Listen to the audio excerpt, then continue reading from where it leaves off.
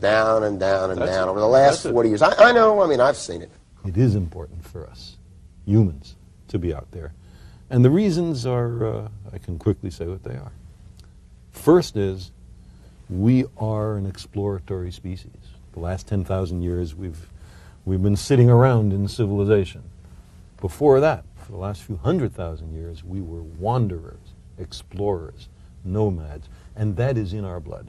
And space flight is an opportunity, the only one open to us, to continue that long human tradition. Secondly, that technology I was talking about can pose a danger to ourselves. We inhabit a very thin protective atmosphere. Our technology can destroy that environment that protects us.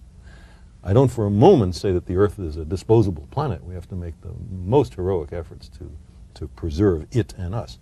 But I still think it would be a good insurance policy, hedging our bets, or as Republicans like to say, diversifying our portfolios, for there to be humans on other worlds as well as here.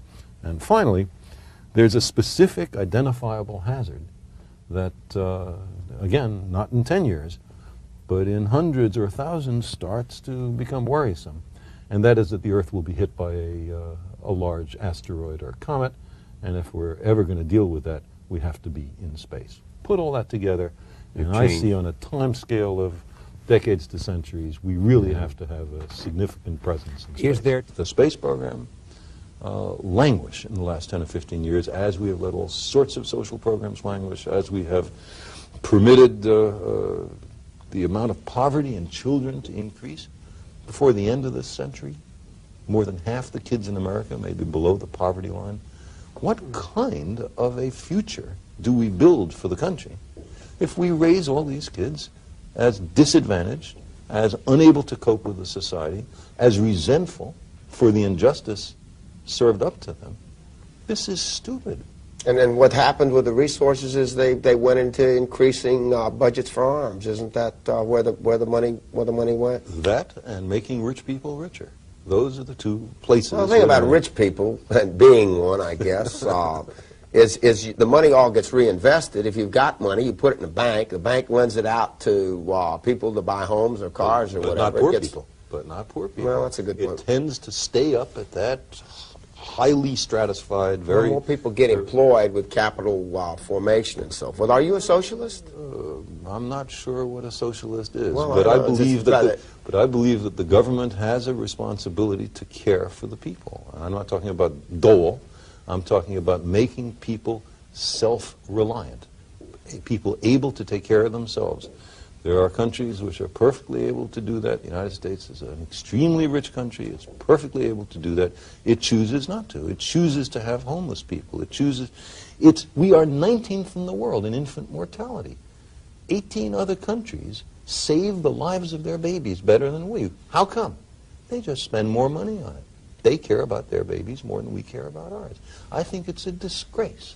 Well, there's two ways. One is it's enormous gravity. A black hole is a place where the gravity is so intense that even light can't get out, so it's completely dark. But if it's revolving around some other object that is shining, then by the gravitational tugs that the black hole makes on this other star, you can detect its presence. And another thing that happens is that black holes tend to have disks of matter surrounding them in which the friction generates X-rays. And one of the candidate black holes, something called Cygnus X1, both does this gravitational pull and is a source of X-rays, and very likely is an example of the legendary black hole. Yeah, then there was the theory that once you enter a black hole, you could go into another universe or to another time frame. I suppose that's science fiction so far?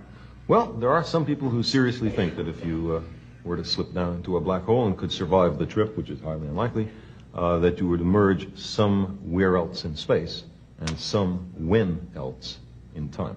Yeah. Global warming, the greenhouse effect.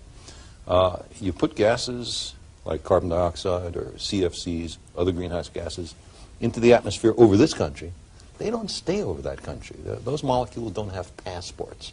They don't know about national sovereignty. That's something they never heard of. The atmospheric circulation spreads those gases all over the planet. And so what one country does affects all the other countries. The solution to these kinds of problems has to be that everybody on Earth works together. The industrialized nations have the biggest responsibility because they're the biggest polluters. The United States puts more CO2 in the atmosphere than any other nation. But Western Europe and the Soviet Union and Japan and even the developing countries all make significant contributions. So there has to be a new way of looking at the future, and that is that we're all humans, members of the same species, on one fragile little planet. We're all in this together, and we have to work together. That's kind of the silver lining of these crises. They are forcing us to become a planetary species. I think that's very important, the idea that we have information stored outside of our bodies. For most of the history of life on this planet, the organisms had almost all the information they had to deal with in their genes, hereditary information, instinct.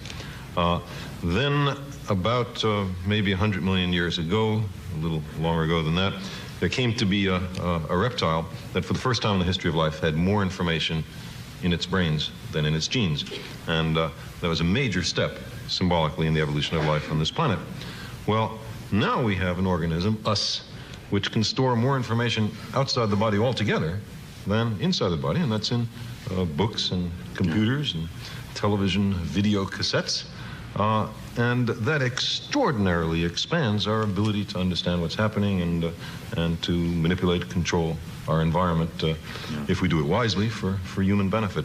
The whole idea of what happens when you read a book I find absolutely stunning. Here's some product of a tree with little black squiggles on it. Right. You open it up, and inside your head is the voice of someone speaking who may have been dead 3,000 years. And yet there he is talking directly to you. What a magical thing that is. Do you think that there's life anywhere else in the universe? Well, think is a strong word. If you look at how many other worlds there are, how many stars in the Milky Way galaxy, how likely it is that most of them most of them have planets, how many other galaxies there are, it seems the height of human arrogance to imagine that this planet is the only inhabited world. But at the same time, we don't know of life elsewhere yet. We're just at the very earliest stages of exploration, and we've not found life anywhere else.